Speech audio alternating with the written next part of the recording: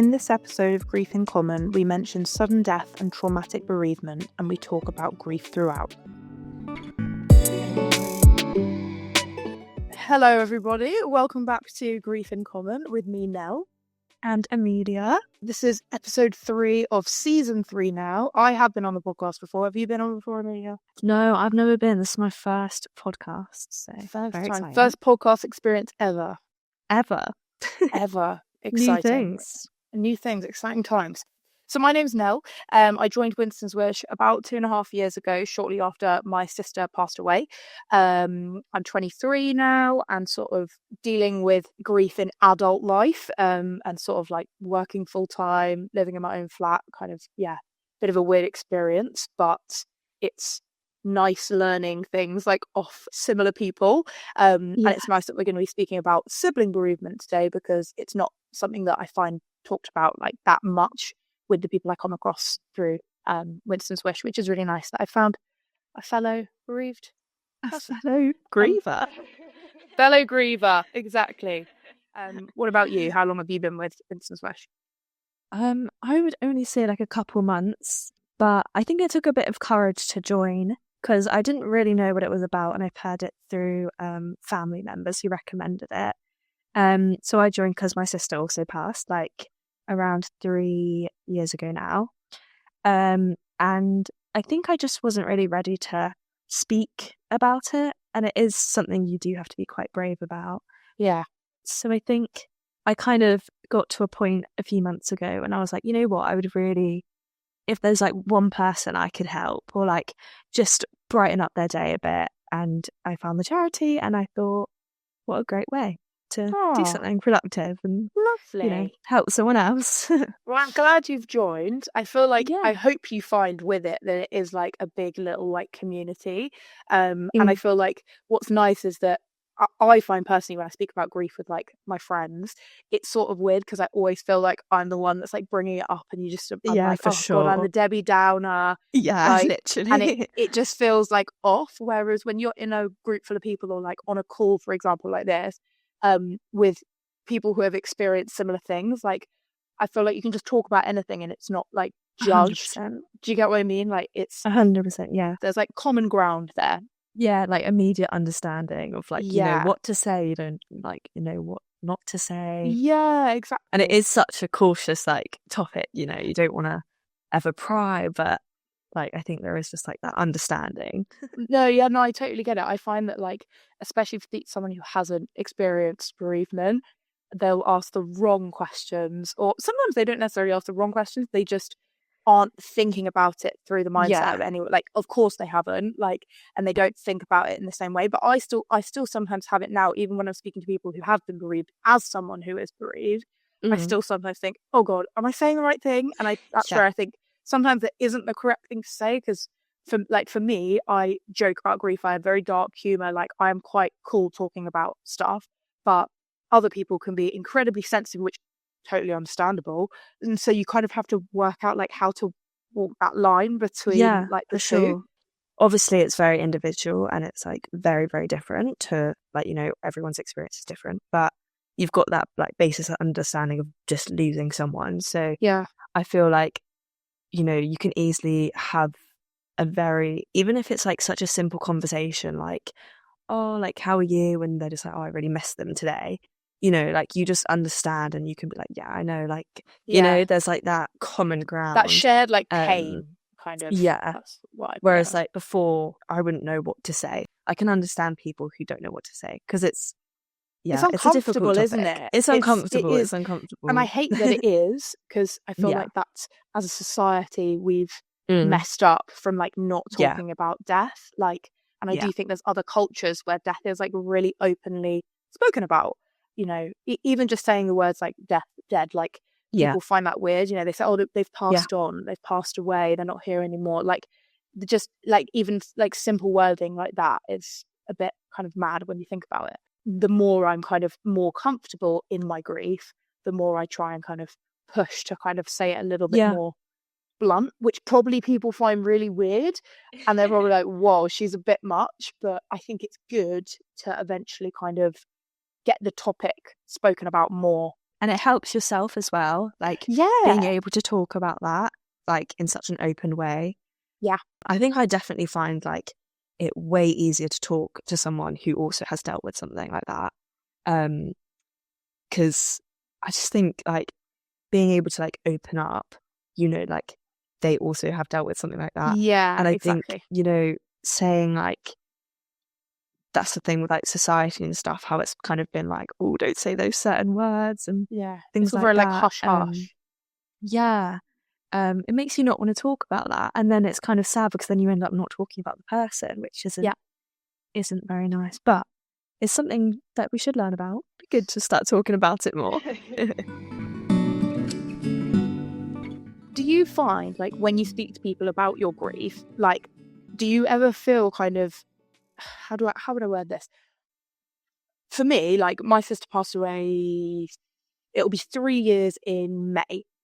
And the further and further I get away from it, the more kind of awkward I feel to bring it up, because there's like a societal thing of like, are you not over it yet kind of thing. And that sounds horrible, but I do feel like there's that kind of, you get about 2 years and then it's like, come on, like normal life needs to come back in.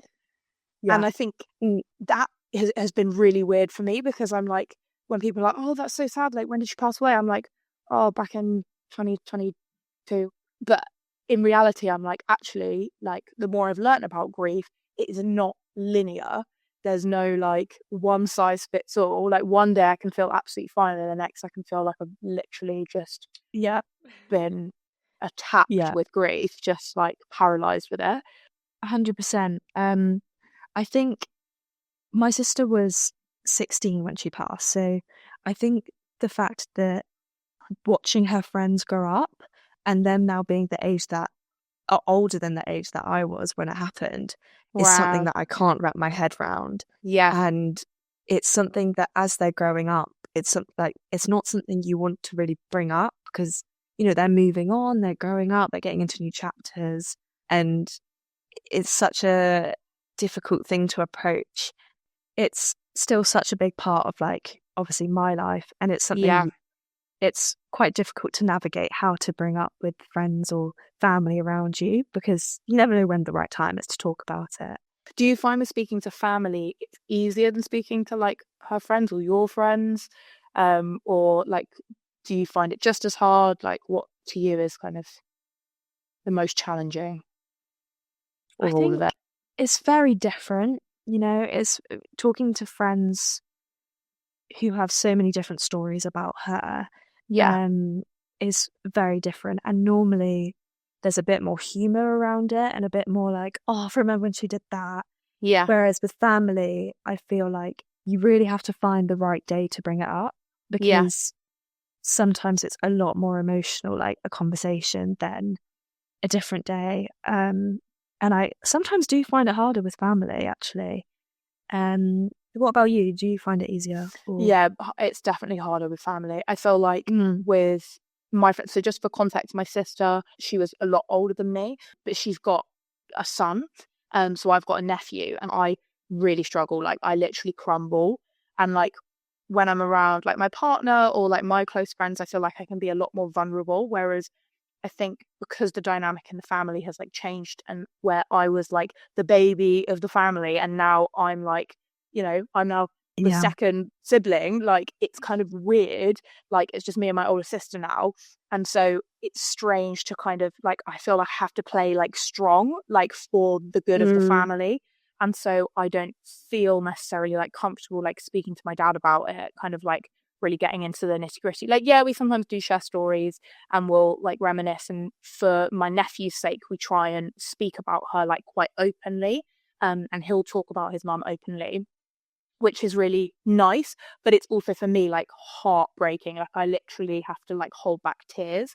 And for me, I don't feel comfortable just completely like breaking down with my family, which is so weird because it's my family and we've all gone through it together.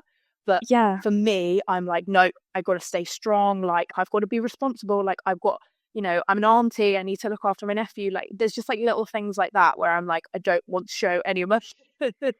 Whereas with my friends, I'm like, oh, I can let it out kind of thing. No, I agree. like there's certain friends, you know, that have like, I think you have to like surround yourself with the right people, and like you will figure out who is your person to talk to about these types of things. And with like certain friends, I can just bring it up and I don't care. Like there's no weird vibe about it. I'm just like, look, this happened and it's really made me sad. Yeah, yeah. And like I wouldn't feel weird crying about it, and they would be super supportive. Whereas sometimes with family, it's like, no, don't look at me cry. Like I know, it's so it's weird, a bit isn't it? like, yeah. And obviously you've been through the event together, but I think there's kind of something about wanting to be like the strongest or trying to look after the others, or especially like to my parents, like they've lost a child, so like I can't imagine what that's like, but it's like difficult to try and be strong, and also Yeah. obviously you're still dealing with it yourself. It's so weird because I don't show myself the same compassion of being like, you've also lost a Yes, sister, but like 100%. I look at all the other people around me and be like, oh, like, or my nephew, I'm like, oh, you've lost your mom. Like, it's so weird. And yet for some reason I don't show myself the same compassion. I don't know if it's also, Yeah. and maybe this will be a different experience, but because officially she was a half sister, like it almost feels like when I tell the story and I like explain like who she was, it's like instantly as soon as you go like, oh, so she's technically my half sister, it's like straight away it's like, oh, so it wasn't even like, I don't know, that's like the energy the vibe I get when I tell people, and maybe I'm putting that on myself, but that's kind of how I feel. Like, I don't know, it's a bit strange. Yeah, I think it's just something you have to be so like kind to yourself for, and like be so Yeah. compassionate with yourself, because at the end of the day you have lost someone, Yeah. and it doesn't matter really how close they were to you. Like it's how you feel, and I feel like you can't judge yourself for needing to cry or needing to No. be angry, and it doesn't matter. Like your like relation kind of, you know, you can't like compare a best friend with a sister, or like No, a exactly. dad with a daughter, you know, like Yeah. it's it's so like your own journey, and yeah, it's something you just need to be so compassionate to yourself too. Do you have any like practices or like anything you do to help show compassion to yourself, or like allow you moments of like grief in your day or just day-to-day Mm. life? I really got into journaling at the start of my grief. Um, it was just like a way just to dump every single thought on that page, and you know, you can get angry with the pen and start like scribbling all over the page, or um, sometimes I would write like little letters or little like poems. Yeah, it was something I thought it was a bit silly before, and then I really understood why journaling helps. Why Like, it's so like yeah, transformational. yeah, Yeah. literally. Yeah. I love a Um, good journal. yeah, what do you find helpful? Well, yeah, I journal as well. I mean, weirdly enough, I used to journal like prior to my sister passing away. I used to journal like quite a lot, just throughout uni and stuff. I've always tried to be fairly tuned in with my mental health. And then I, there were, how do I put this? There were warning signs of what was to come.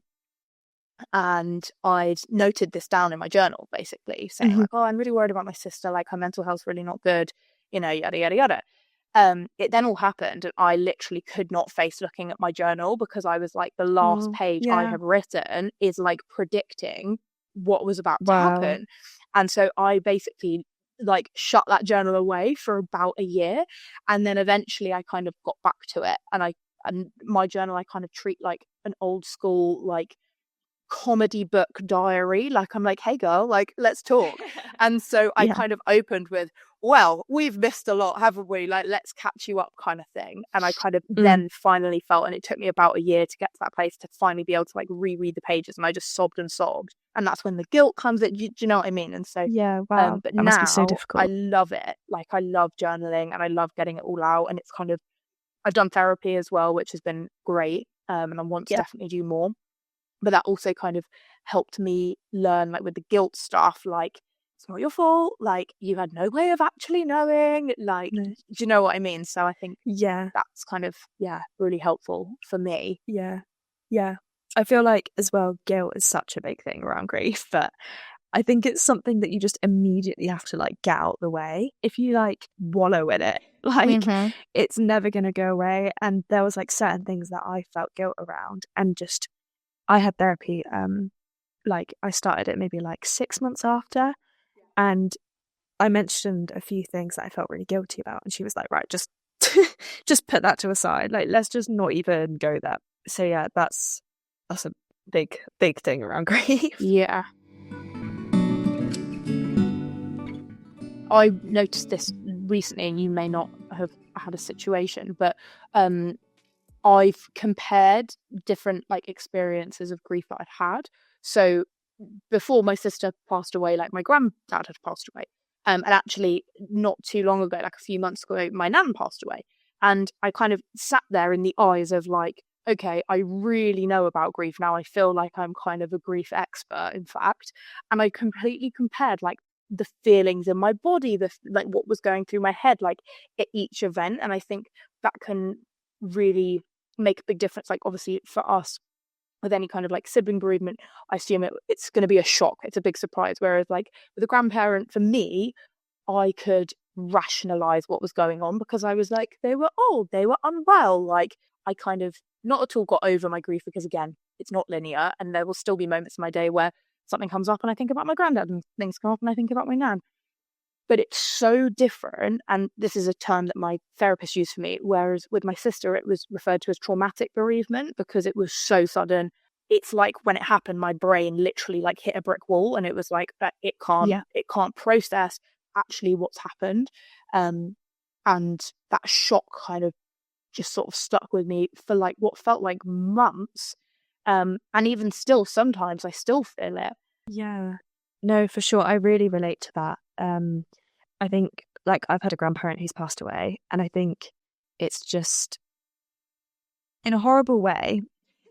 It's something you can't compare, but like shock and knowing that it will happen is really hard to navigate. The shock, like I still feel like shocked to this day, like I think it's just something that never leaves you. And yeah, my sister passed away like really, really unexpectedly. And just I think for the first like couple months I just didn't believe it. I was just like, oh yeah, she's gonna come through that door any minute. Like I was like, yeah, I'll see her later. And I think a lot of like my friends were a bit like, why are you so like okay? Like what is wrong with you? Like how are you still smiling and laughing? I don't understand. I was just in shock. I just thought it didn't happen, and there's just disbelief and like anger towards the whole situation. But it's just something like I think you've got to go through the shock first, and you've just got to go through like that horrible feeling first in order to start processing all those other emotions. And I just think it happens when you're ready. Like once I personally got over that shock of it, I felt all the other emotions, all the others, sadness and the guilt and the anger. And then I think you just kind of start to learn how to deal with those emotions, and then you kind of just have to like, a horrible way to say it, but you just got to like get on with your life and like you start thinking about the future and potentially use your grief as a bit more of a positive like experience in a way, like a life experience, and telling yourself that you really don't have long like in this world, and you just got to like do whatever you want. You just have to. So I think like those emotions definitely play a big part into like your journey. My sister was 16 and I was 18, so it was like the summer of, she had just finished her GCSEs and I just finished A levels. So it was like the big party summer, everyone's getting excited. So after that I wasn't going back to school, like that was my final year. Like when it happened, it was like during summer. So I kind of went into September with just absolutely no clue what I was going to do. Like I'd been quite like pressured around going to uni, and then it was already something before it happened that I wasn't too sure about.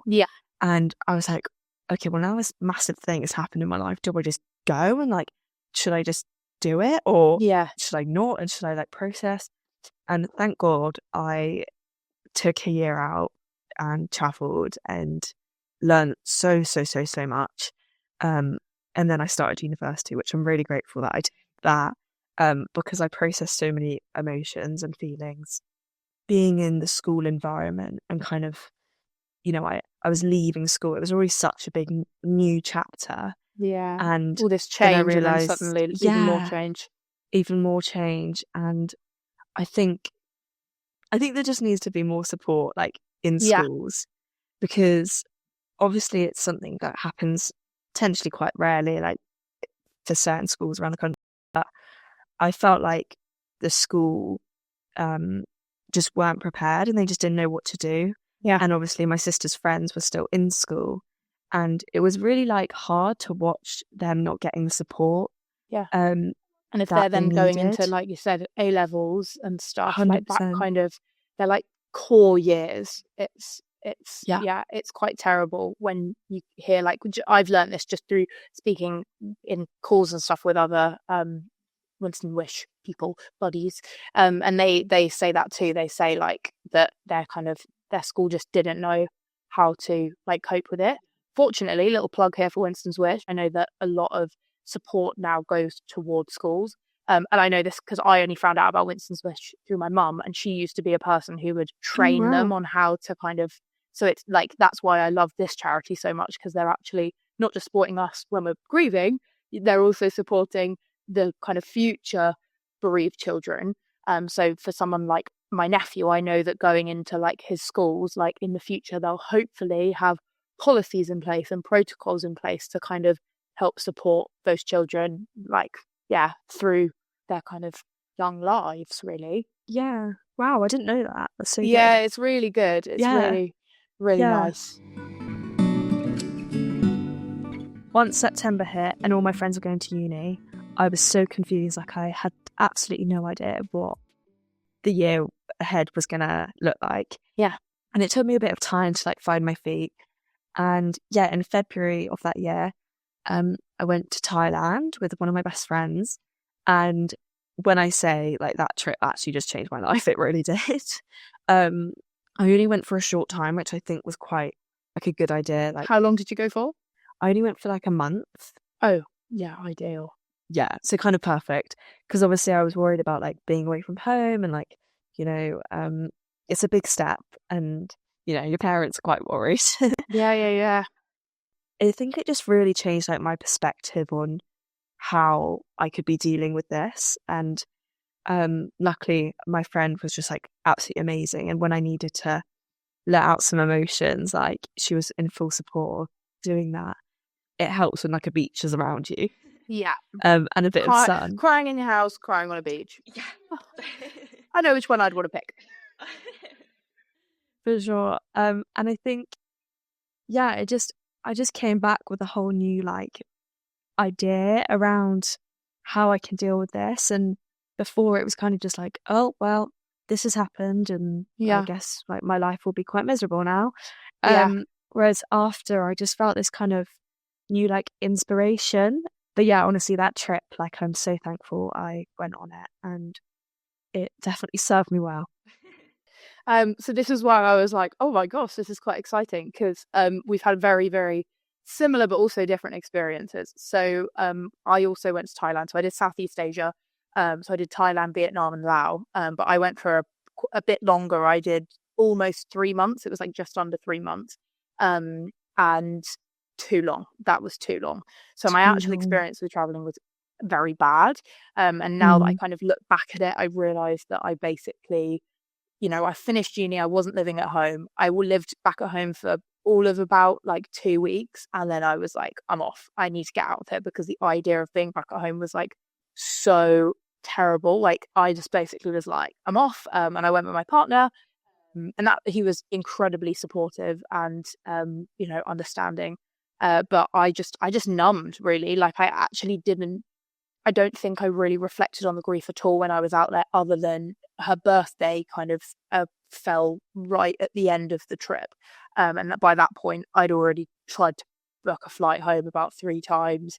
And, I was just having a really bad time. My anxiety was also really bad. So that was something that's really affected me. as a result of grief, I'm just constantly on high alert that anyone around me at any point could just literally die. So basically, when you're in a foreign country and you've got like weird circumstances, you're constantly watching out and like, right, we're going to get sick, or someone back home could be ill. Like anything was really triggering me. Have you found that with anxiety? Yeah, for sure. Like, I personally find it going to sleep really hard because I will have a million things going around my head, and a lot of them tend to be about family members passing away. And I think when I was traveling, it was kind of something like I was worried that like I would be the person too, which sounds really quite deep. But I think it was like a worry that I was worried for my mum, or how she would feel about me going to the other side of the world. I'm really glad she let me go, because I think we both learned a lot about each other, and like how we can like cope and like get through this. It was something I still definitely was like worried about during like my travels, and it's definitely came up, but I kind of just let it come up, because if you just push it down, it's just will get worse. So I just let it come up. You are much more self-aware than I was on my trip.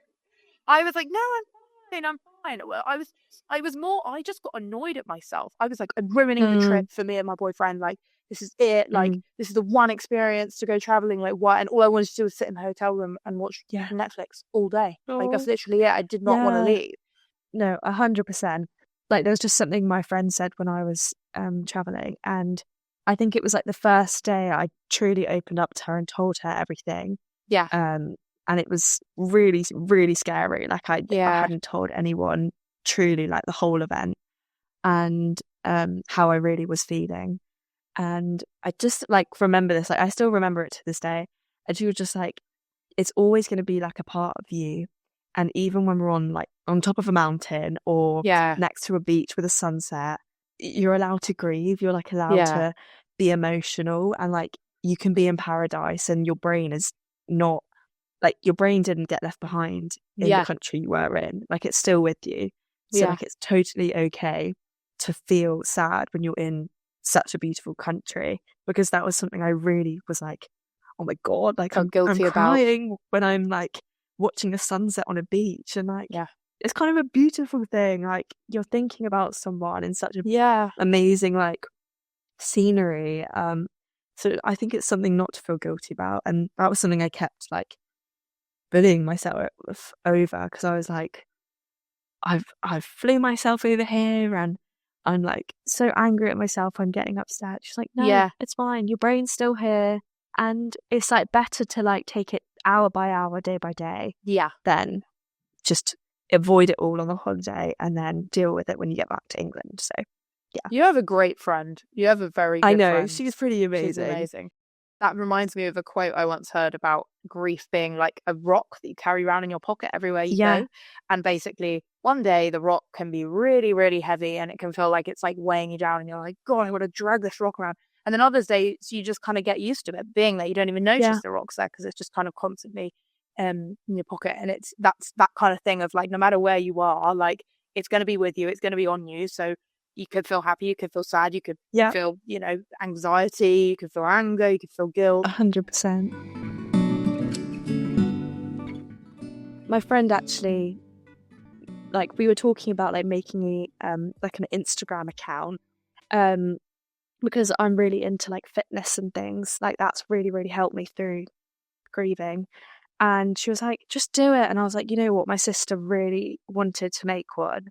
And I was like, you know what, I'll do it in honor of her. So I came back kind of like with a lot of inspiration, and started posting like videos, and some were around grief. And like, when you just get one comment, you're like, oh my gosh, like it really like makes your heart warm. Funny enough, you saying about content, but like creating content, I'd met someone while I was traveling who was a travel content creator. Like, that was her thing that she did. We'd spoken a little bit about kind of just advice on like how to kind of start like making videos. And so I was like, screw it, I'm just going to do it. I've got all of this footage, like, and I've now got all this time, like, let's just start creating. And that was a really nice outlet for me. So I didn't start with talking about my grief. I literally just was like travel content creation, or kind of your classic, like, this is what I ate in a day in Phuket and like all that stuff. But it got quite a lot of traction, and travel ones often do. So I suddenly was like, oh my gosh, this is exciting. Like, this is great. I've now recently picked it back up way more, but more in the kind of mental health space, fitness, kind of like healthy living, healthy mind, happy life, that kind of thing. And I do try and make content about my grief, which annoyingly doesn't get as much attraction as the sunset beaches and traveling videos. But it just feels really authentic, because when I was creating the ones about the beaches, I was sat there behind my phone going, I'm such a fraud. I'm actually crying on all of this holiday. But now I just feel like I can be like completely me, and it really, I don't know, I'm an oversharer anyway, and I just feel that it really is like my own little version of therapy, when I can just like prop my phone up, there's no one around me, and I can just like speak my mind about how I feel. I was literally the same. I started making videos about a day in the lives of traveling, because I was like, why would I not document this? Like, this is absolutely amazing. Yeah, my friend was just hyping me up, and she was like, yeah, just post it. It doesn't matter. And I was like, it literally doesn't matter, does it? Like, that's how let's I post felt. it. Like, some of my friends would be like, aren't you so embarrassed? And I'm like, literally, like, someone in my life just died. I don't care what like Johnny from next door cares about my stupid video I posted. Like, who cares? Literally, like, if it helps someone and it entertains someone and they learn something from it, particularly with like speaking about grief stuff, if one person has benefited from that video, then like it was so worth it. Definitely, 100%. And it's like something I always wanted to do, and I was just so scared of judgment. And then it really clicked over that holiday that I was just like, okay, whoever wants to judge can judge, but like, fully, this like life is short, so let's just do whatever I want. So started posting those videos, and then kind of went into a bit more fitness, because it really, really helped me like grieving and stuff. And then was scared too, but slowly opened up about like grief, and slowly just started like making videos about that. And you sometimes get a message from someone, and like, something like this happened to me, and like, this has really inspired me to do this. And I was like, it just like, it makes you so happy, like it really warms your heart. I love this. Like, I love how we've literally never spoken, and then we sit on here and like, and you never really know like who you could be chatting with like on these podcasts. So it's really, really nice to know, like, thank you to know that we've had like one shared bereavement experience, but also just like very similar. We've walked similar paths on our grief journey, which is great. So no, thank you so much. Thank you. Any final words you want to add? You've got this. Just take it day by day, hour by hour. Get some more projects going. Just get some more hobbies. Things. Get some hobbies, and you've got this. If you are someone out there who's struggling, I hope you have found this helpful. But yeah, I totally agree with that. Find some hobbies, get moving, talk about your feelings. Talk about it. Open up. Feel them. Actually feel them. Feel those feelings. Let's not bury them down. And to our lovely listeners, thank you so much for tuning in to Grief in Common. I hope you've enjoyed this insightful episode. And we'll see you in the next one. Bye.